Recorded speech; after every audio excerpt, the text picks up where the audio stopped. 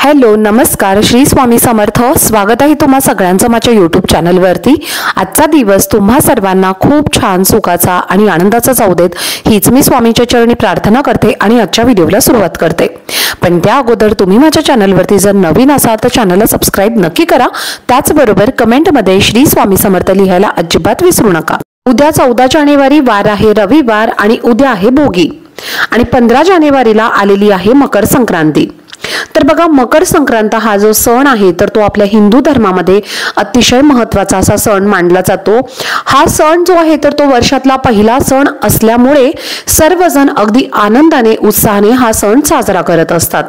त्याचबरोबर संक्रांतीच्या दिवशी तिळगुळ देऊन जुना जो काही रुसवा फुगवा आहे तर तो विसरून नवीन नात्याला या दिवशी सुरुवात केली जाते आणि म्हणूनच हा सण अतिशय महत्त्वाचा असा मानला जातो। तर बघा आपण एकूण 3 दिवस संक्रांतीचे आहे तर ती साजरी करत असतो। पहिला दिवस असतो भोगी, दुसरा दिवस असतो संक्रांत आणि तिसरा दिवस म्हणजे किंक्रांत। तर असे एकूण 3 दिवस हा चालणारा सण जो आहे तर तो भोगीचा दिवस म्हटलं की इंद्रदेवाची आठवण ही असतेच। कारण असं म्हटलं जातं की इंद्रदेवांनी आपल्या धर्तीवरती उदंड पीक पिकावं यासाठी प्रार्थना केली होती आणि वर्षानुवर्ष बळीराजा आपल्या शेतामध्ये असंच पीक काढत राहू दे आणि या पृथ्वीवरच्या जेवढे पण सर्व लोक आहेत किंवा माणसं आहेत किंवा प्राणी आहेत तर त्यांची भूक यामुळे भागवत राहू दे अशी सुद्धा प्रार्थना त्यांनी या भोगीच्या दिवशी केली होती आणि म्हणूनच हा सण खूप महत्त्वाचा असा मानला जातो। त्याचबरोबर भोगी हा आनंदाचा आणि उपभोगाचा सण म्हणून सुद्धा मानला जातो। भोगीच्या दिवशी तिळाला अतिशय महत्त्व असतं। म्हणूनच बघा या दिवशी आपण मिक्स भाजी बनवत असतो। मिक्स भाज्यांमध्ये जसं की गाजर असेल, पावटा, वाटाणा आणि वांग असेल तर इतर या सर्व भाज्या टाकून ही जी भाजी आहे तर ती आपण बनवत असतो आणि याला मिक्स भाजी असं सुद्धा म्हटलं जातं। तर या भाज्या ज्या आहेत तर त्या करून तांदळाची खिचडी सुद्धा बनवली जाते आणि त्यामध्ये सुद्धा तीळ टाकले जातात। बाजरीची भाकरी सुद्धा आपण करण्याला या दिवशी महत्त्व दिलं जातं। बाजरीच्या भाकरीमध्ये सुद्धा तीळ हे घातले जातात। पांढऱ्या रंगाचे तीळ आपण बाजरीच्या भाकरीमध्ये टाकत असतो। त्याचबरोबर मिक्स भाजीमध्ये सुद्धा आपण पांढरे तीळ टाकत असतो। भातामध्ये सुद्धा आपण तीळ टाकत असतो आणि याचा नैवेद्य आपण आपल्या देवी देवतांना दाखवत असतो। तर उद्या आपल्याला काही उपाय सुद्धा करायचे आहेत। आजच्या व्हिडिओमध्ये मी तुम्हाला एक अतिशय प्रभावशाली उपाय सांगणार आहे। उद्या 14 जानेवारी रविवार या दिवशी भोगी आहे। तर रांगोळीच्या पाण्यामध्ये आपल्याला अशी एक वस्तू टाकायची आहे। तर ही वस्तू टाकल्यामुळे आपले सर्व जे काही वाईट कर्म असतील, वाईट पाप असतील किंवा शत्रुपीडा असेल, इरापीडा असेल, दारिद्र्य असेल, काही बाधा असतील, नजरदोष असतील तर ते सर्व यामुळे नष्ट होतील आणि आपल्या मनातल्या सगळ्या इच्छा सुद्धा पूर्ण होतील। तर असा हा एक उपाय तुमच्यासोबत मी आजच्या व्हिडिओमध्ये शेअर करणार आहे। त्यामुळे व्हिडिओ हा स्किप न करता शेवटपर्यंत नक्की पहा जेणेकरून तुमच्यापर्यंत योग्य ती माहिती पोहोचेल। तर भोगीच्या दिवशी आपले जे काही जुने भोग असतात किंवा आपले जे काही वाईट कर्म असतात तर ते नष्ट करण्यासाठी, नजरदोष, इडापिडा दूर करण्यासाठी हा दिवस अतिशय महत्त्वाचा असा मानला जातो। दारिद्र्य आणि गरिबी दूर करण्यासाठी सुद्धा हा दिवस अतिशय महत्त्वाचा असतो। त्यामुळेच आपल्याला आपल्या अंघोळीच्या पाण्यामध्ये अशी एक वस्तू टाकायची आहे। त्यामुळे आपल्या आयुष्यामधल्या ज्या काही सर्व अडचणी असतील, दुःख असतील, शत्रुपीडा असतील, दारिद्र्य असेल, गरिबी असेल, विघ्न असतील तर ते सर्व यामुळे दूर व्हायला मदत होईल। आणि जर तुमचं कुठलंही एखादं काम असेल तर ते पूर्ण होत नसेल आणि त्या कामांमध्ये वारंवार जर तुम्हाला विघ्न येत असतील, अडचणी येत असतील तर हे सुद्धा यामुळे दूर होणार आहे। कर्माचं फळ जे असतं तर ते प्रत्येकाला भोगावं लागत असतं।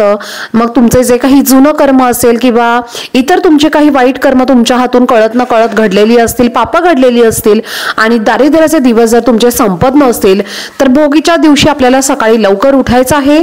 उठून आपल्याला अंघोळीला जायचं आहे आणि अंघोळीच्या पाण्यामध्ये आपल्याला या वस्तू टाकायच्या आहेत। आता कोणत्या वस्तू टाकायच्या आहेत हे आपण आता पाहूयात। तर बघा सर्वप्रथम तुम्हाला काळे तीळ तुमच्या अंघोळीच्या पाण्यामध्ये टाकायचे आहेत। आता जर तुमच्याकडे काळे तीळ नसतील तर मग तुम्ही पांढरे तीळ सुद्धा टाकले तरीही चालतील, पण शक्यतो करून तुम्ही काळे तीळ या पाण्यामध्ये टाकण्याचा प्रयत्न करा। तर बघा तुम्ही दोन्ही सुद्धा तीळ थोडे थोडे टाकू शकता किंवा काळे तीळ फक्त तुम्ही टाकले तरीही चालतील।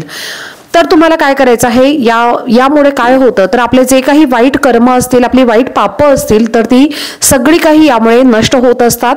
आणि त्याचबरोबर आपल्याला या पाण्यामध्ये थोडीशी हळद सुद्धा टाकायची आहे। अंघोळीच्या पाण्यामध्ये आपल्याला हळद टाकल्यामुळे आपलं जे काही दारिद्र्य असेल, गरिबी असेल तर ती यामुळे दूर होते आणि आपला गुरुग्रह सुद्धा स्ट्रॉंग होत असतो, मजबूत होत असतो। त्यामुळे अगदी चिमूटभर हळद आपल्याला आपल्या अंघोळीच्या पाण्यामध्ये टाकायची आहे। त्यानंतर आपल्याला गंगाजल सुद्धा थोडासा टाकायचा आहे। गोमूत्र सुद्धा आपल्याला अंघोळीच्या पाण्यामध्ये टाकायचं आहे। आता गंगाजल किंवा गोमूत्र यापैकी तुमच्याकडे जे असेल ते तुम्ही टाकलं तरीही चालेल। आणि तर बघा, अंघोळ वगैरे झाल्यानंतर आपल्याला एक तांब्याचा पाण्याचा कलश भरून घ्यायचा आहे। स्वच्छ पाणी त्यामध्ये आपल्याला भरायचं आहे। त्यामध्ये आपल्याला काळे तीळ जे आहेत तर त्याचे मूठभर टाकायचे आहे। एक चमचाभर आपल्याला त्यामध्ये दूध टाकायचं आहे। लाल रंगाची फुलं असतील तर टाका, नसतील तर जी कोणती फुलं तुमच्याकडे अवेलेबल आहेत ती टाकली तरीही चालेल।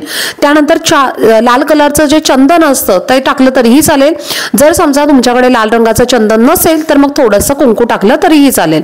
तर या ज्या वस्तू आहेत तर त्या तुम्हाला आवर्जून तुमच्या या पाण्यामध्ये टाकायच्या आहेत आणि या पाण्याने आपल्याला सूर्याला अर्घ्य द्यायचं आहे। अर्घ्य देत असताना तुम्हाला ओम आदित्याय नमः या मंत्राचा कंटिन्युअसली तुम्हाला जप करायचा आहे आणि तुम्हाला अर्घ्य अशा पद्धतीने द्यायचं आहे। तर यामुळे काय होतं तर आपले जे काही भोग असतात की कर्म असतात, वाईट पाप असतील, आर्थिक समस्या, पैशाच्या अडचणी असतील तर या सर्व यामुळे दूर होतील आणि त्यामुळे तुम्हाला या पद्धतीने अर्घ्य सूर्याला द्यायचं आहे। सूर्यदेवांना तुम्हाला नमस्कार करायचे आहे, प्रार्थना करायची आहे की माझे जे काही सर्व जुने कर्म आहेत, माझे जे काही सर्व पाप आहेत तर ते संपूर्णपणे नष्ट होऊ देत आणि माझं दारिद्र्य सुद्धा नष्ट होऊ देत, अशी प्रार्थना तुम्हाला सूर्यदेवांना करायची आहे। चंद्रदेव आणि सूर्यदेव असे दोनच देव आहेत ज्यांना आपण मूर्तीमध्ये किंवा फोटोमध्ये त्यांची पूजा करत नाही, साक्षात आपण त्यांना आपल्या समोर बघू शकतो। त्यामुळे भोगी हा दिवस जो आहे तर तो रविवारी आलेला आहे आणि रविवार हा सूर्यदेवांना समर्पित असतो आणि त्यामुळे आपल्याला या दिवशी आवर्जून सूर्याला अर्घ्य द्यायचं आहे, मनोभावे प्रार्थना करायची आहे, मनोभावे आपल्याला नमस्कार करायचा आहे आणि अशा पद्धतीने भोगीच्या दिवशी तुम्हाला अंघोळ करायची आहे आणि सांगितलेल्या वस्तू तुम्हाला तुमच्या अंघोळीच्या पाण्यामध्ये टाकायच्या आहेत। त्यामुळे तुमच्या ज्या काही सर्व कर्म असतील, दुष्ट कर्म असतील, वाईट कर्म असतील, इडापिडा असतील, दोष असेल किंवा वाईट शक्ती असतील, निगेटिव्हिटी असेल, शत्रू बाधा असेल किंवा इतर कोणत्याही प्रकारचे जे काही दोष आणि बाधा असतील तर ते सर्व तुमचं दूर होईल आणि तुमचं 7 जन्माचं दारिद्र्य हे सुद्धा त्यामुळे नष्ट होईल। तर तुम्हाला अशा पद्धतीने हा एक उपाय उद्याच्या दिवशी नक्की आवर्जून करायचा आहे। तर चला, झालेली सेवा ही मी स्वामी महाराजांच्या चरणी रुजू करते। आजचा व्हिडिओ जर तुम्हाला आवडला असेल तर व्हिडिओला जास्तीत जास्त लाईक, शेअर आणि चॅनलला सबस्क्राईब नक्की करा। भेटूयात पुढच्या व्हिडिओमध्ये, तोपर्यंत सर्वांना श्री स्वामी समर्थ।